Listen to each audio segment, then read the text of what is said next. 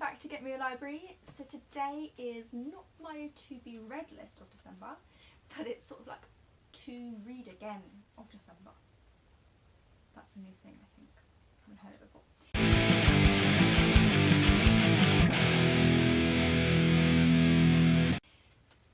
I literally find books and I rate them 5 stars and I want to read them again because I love them so much, and I have reread them already again. And they go on my shelf, I buy them on my Kindle, I buy them in paperback or hardback or whatever, and they stay on my shelf behind me and I fall in love with them and I want to read them again. And then I have books that I want to read again but they're not high up in my list. These series I'm about to talk about are books that I really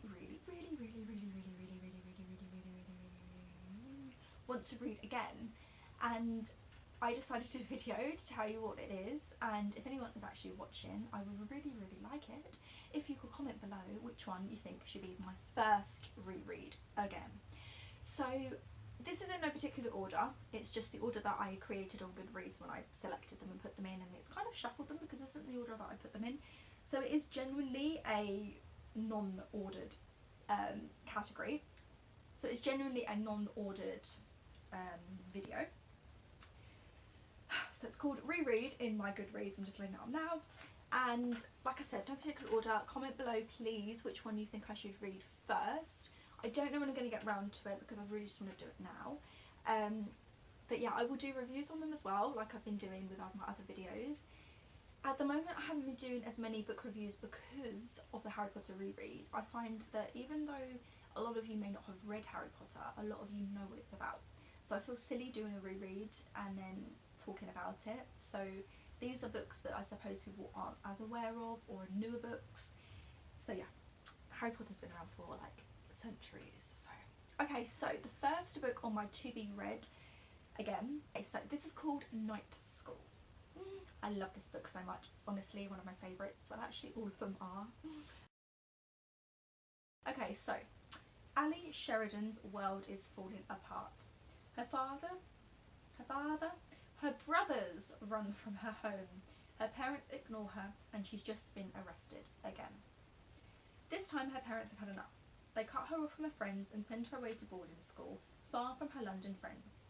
The Shimmerers Academy, Ali's soon caught up in the strange activities a secret group of elite students. When she's attacked late one night, the incident sets off a chain of increasingly violent events. As the school begins to seem like it's a very dangerous place, she finds out that nothing at Shimmerers is what it seems to be, and she's not who she thought she was. Eek! Okay, so this series I read a while ago, and I have read it again already, so this will be my 3rd time. It's basically a school that this girl called Ali goes to, and things are happening there at the school, and there's sort of like a secret society kind of thing going on, and she wonders what's happening with them. And when I first read it I thought, oh, it's going to be magic, it's going to be fantasy, it's going to be fairy tales or this, and it's not. It's a completely different book to kind of how it seems, if that makes sense. But I loved it nonetheless, and it is a really good series. There's a lot about it that you start to adapt to later. There's a lot of characters in it. There is a bit of a love triangle kind of thing, but it's not the cheesy cliche love triangle. It's not like this because it is more of a love triangle. Just think of it this way: Harry, Ginny and Cho Chang. I mean, everyone was like, oh my god, is she with Ginny? Everyone was like, oh, Cho Chang. And then Harry was like, I like Cho Chang, but never thought about Ginny. And then Ginny's there like, think about me. So it's sort of like that, I suppose, but it's kind of not. Basically, she likes this guy and he likes her, and there's another guy that likes her and she likes him, but it's not focused on this love triangle. It's focused on the school, and it's focused on about her and like her family and her life and her brother and other things as well. It's very, it's sort of like parliamenty and London-y, like with England and, you know, what's going on now, I suppose, with voting, and but it's not a political book either. I'm trying really hard to explain it to you.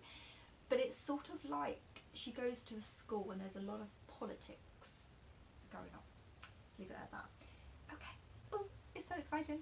Okay, so my next reread is Hex Hall. I think you guys have heard about me say this before when I've used it for demons in my fantasy videos.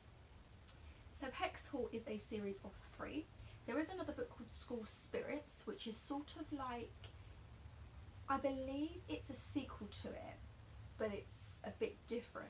So the main character in that book is a cousin of the girl in this book, so it's more about her, but it's still based in the same world, same universe, same timeline, everything. So it's not like a spin-off completely different. It's sort of like a Fantastic Beasts to Harry Potter. You don't have to read it, you don't have to not read it, you don't have to have read, I think you have to have read the other ones, whereas Fantastic Beasts is sort of the other way around. But yeah, just imagine Fantastic Beasts was after Harry Potter. It's sort of like that. You know, I'm doing my Harry Potter references because I feel that a lot of people kind of understand them a little bit more than me just being, you know, telling you everything. Okay, so 3 years ago, Sophie Mercer discovered she was a witch. It's gotten her into a few scrapes. Her non-gifted mother has been very supportive as possible, consulting Sophie's estranged father, an exclusive European warlock, only when necessary. But Sophie attracts too much human attention from a prom night spell that had gone horribly wrong. As her daddy decides to punish her, an exile to Hex Hall, an isolated reform school for wayward pilgrim, aka witches, fairies and shapeshifters. By the end of her first day among her fellow freak teens, Sophie has a secret scorecard, 3 powerful enemies who look like supermodels, a fertile crush on a gorgeous warlock, a creepy tag-along ghost, and a new roommate who happens to be the most hated and only vampire on the campus. Worse, Sophie soon learns that the mysterious predator has been attacking schools, and her only friend is the #1 suspect. As a series of blood-curdling mysteries starts to converge, Sophie prepares for the biggest threat of all, an ancient secret society determined to destroy all pilgrims, especially her. Oh, I love this trilogy. I love it so much. Again, I've read this like twice already. Actually, I think I might have read it more times. I just read them so quickly because I just love them so much. So basically, Sophie is a witch, and she goes to a school of pilgrim, and there's like people like werewolves mainly, shapeshifters, mainly witches, warlocks, etc. And obviously her roommate Jenna, who is the only vampire. So, you know, she's figuring out who she is, she's seen everyone around her, it's not like a Harry Potter, here we go, another reference, it's not like you're a wizard, Harry, what? It's literally, she knows she's a witch. But there's more to it. I mean, there's demons involved, and there's just more to this amazing world. Oh, okay. The next one I want to reread is none other than A Court of Thorns and Roses.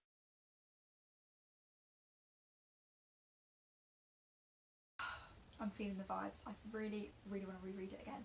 I feel like because I only read it once and I loved it so much, I feel like I haven't read it at all, if that makes sense. Like, when I've reread a book again, I'm like, yes, I remember that bit. Oh, I didn't remember that bit. Oh, I love this world. This book, I love this world so much. I love all the characters, but I don't remember every single thing that's happened in it. I literally just remember the beginning, the middle, and the end of each book. So I feel like I need to reread this again to be like, I love this book. So, Feyre's survival rests upon her ability to hunt and kill. The forest where she lives is cold, bleak place in the long winter months. So when she spots a deer in the forest being pursued by a wolf, she cannot resist fighting it for the flesh. But to do so, she must kill the predator, and killing something precious comes at a price. Dragged into the magical kingdom of the murderer of the fairy, Feyre discovers that her captor, his face obscured by a jewel mask, is hiding far more than his piercing green eyes would suggest. Feyre's presence at the court is closely guarded, and as she begins to learn why, her feelings for him turn from hostile to passion, and the fairylands become even more dangerous place. Feyre must fight to break the ancient curse, or she will lose him forever. So for those of you that don't know about Court of Thorns and Roses, it's based on a very loose retelling, the first book anyway, on Beauty and the Beast. So Feyre is basically Beauty, Tamlin is basically the Beast, he is literally Beast, and it's based sort of on that, about her living with him and, you know, Stockholm Syndrome, that kind of thing. So it's got all that in it, and it is very magical and fairy tale like anyway. But as the books progress, you start to meet these other courts as well, not just one. Although we need to go a little bit more into that, sorry Gemma. So, you know, for your next books, I want to see these other courts. But there's this whole, you know, world of just spring, summer, winter, fall, dawn, day, night, and then there's sort of like the human realm, and then there's Highburn and the other world. But so there's lots of different worlds within this one world, so we actually get to see more of it as we sort of progress in the book, and then it stops being a fairy tale retelling. So yeah, it's just a really, really good book. It's got fairies in it, it's got magic, it's got humans in it that turn into fairies, spoiler. So yeah, if you haven't read this book, you need to read this book, and I've read this book and I need to read this book again. So yeah, it's one of the books you need to decide for me, please, because, you know, I'm struggling here. The next book that I want to reread is The Looking-Glass Walls by Frank Bedore.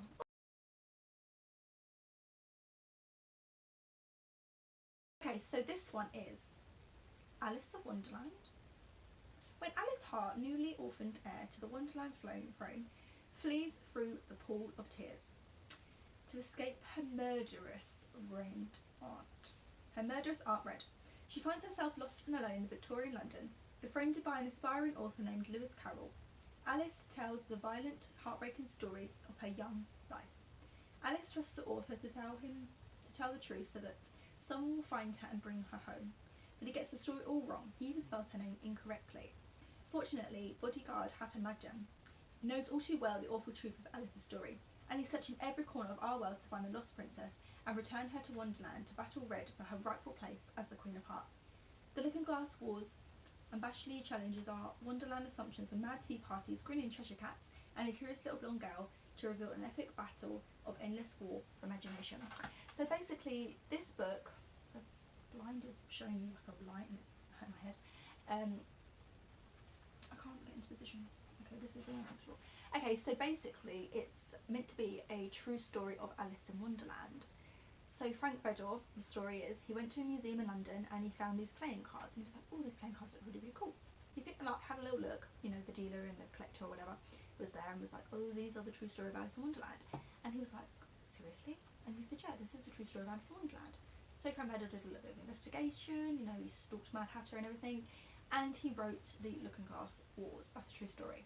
Whether you believe this is a true story or the other one's a true story, this is a true story. So he basically wrote this book about Alice in Wonderland, who was actually the Princess of Wonderland.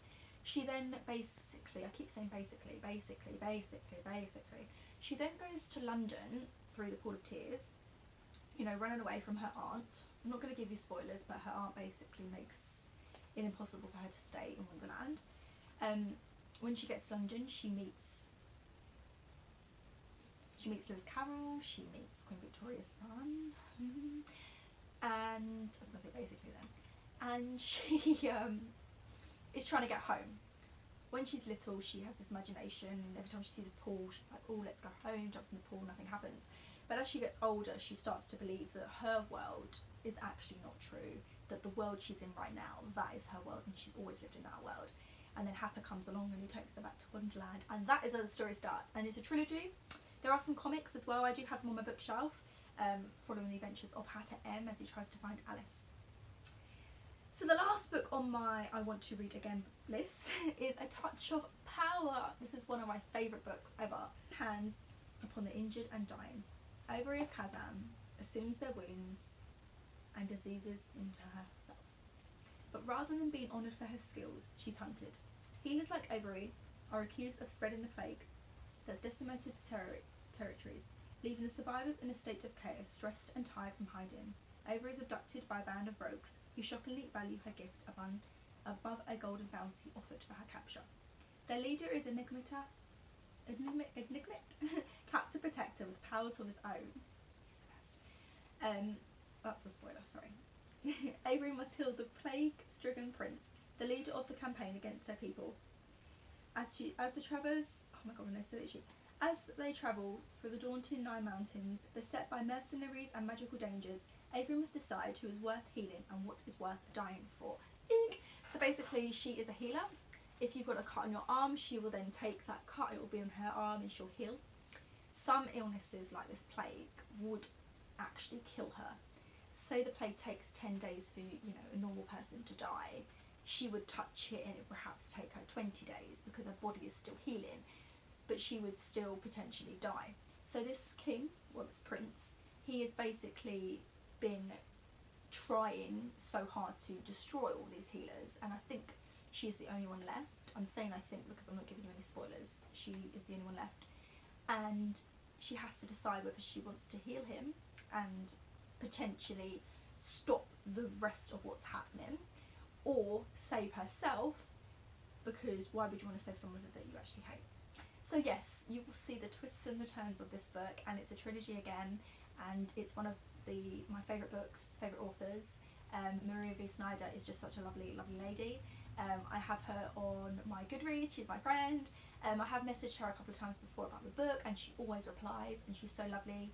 I've got one of her groups on Facebook where she always talks to everyone about like her books and stuff, and she's just a lovely, lovely person, and I really want to read the rest of her books. They are on my to be read list.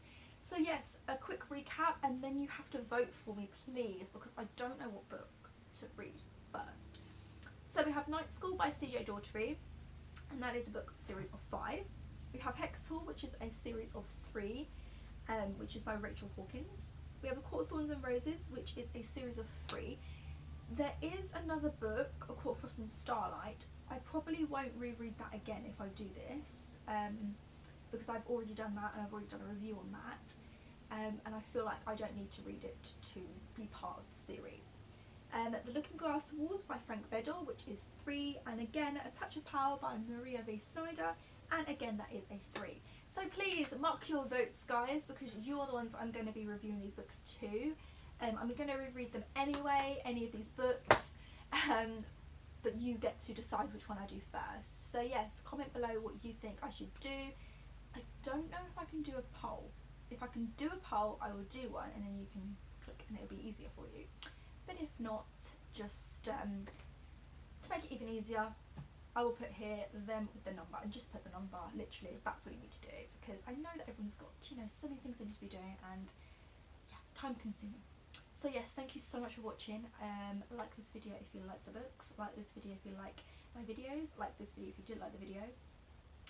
Just like this video please.